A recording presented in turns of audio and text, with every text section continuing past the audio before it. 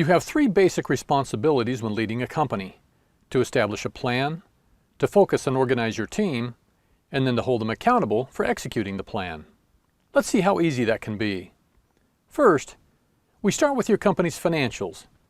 A typical financial report is broken up into three categories: sales, production costs, and administrative costs. These same categories make up most companies' organizations: salespeople, production people, and administrative staff. While I recommend an annual budget, we are only going to look out 3 months at a time. You can create a 3-month budget for your company very quickly.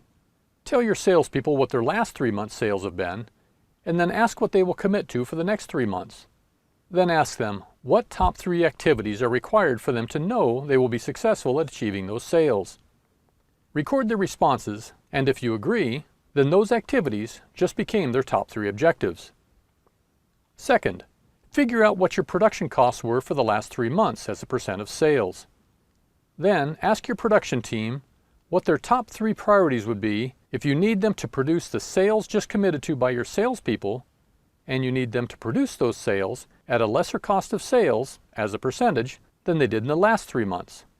Whatever they need, be it more help, equipment, or training, record their responses, assign the request to be handled by the person in charge of production, and their request just became his top 3 objectives. Third, record your admin costs for the last 3 months and then challenge your admin staff to think of 3 things that could be done to accomplish the next 3 months' work even faster, better, and cheaper if possible. Their responses will become your office manager's top 3 objectives. This process is called management by objectives.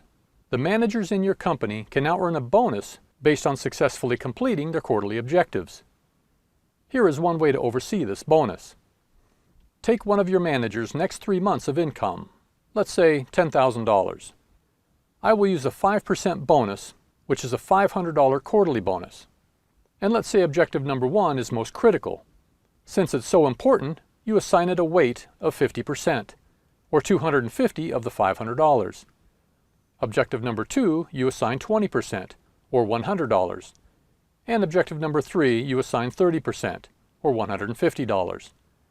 The total must equal 100% so the manager can earn the whole bonus. Each objective must be measurable and very conspicuous if part or all of it has been accomplished. You don't want to argue with your managers as to what part of their bonus they earned. At the end of the quarter, sit down with your managers and review what part of their objectives were completed. Then, if you see that objective number 1 was 75% completed, then 75% of the $250 was earned, and so on. Then, repeat this process for the next quarter. Having your managers satisfy their job descriptions will likely keep you in business. Adding these objectives will move your company into the next realm of possibility as they focus your team, organize their efforts, and motivate them to ever higher levels of performance.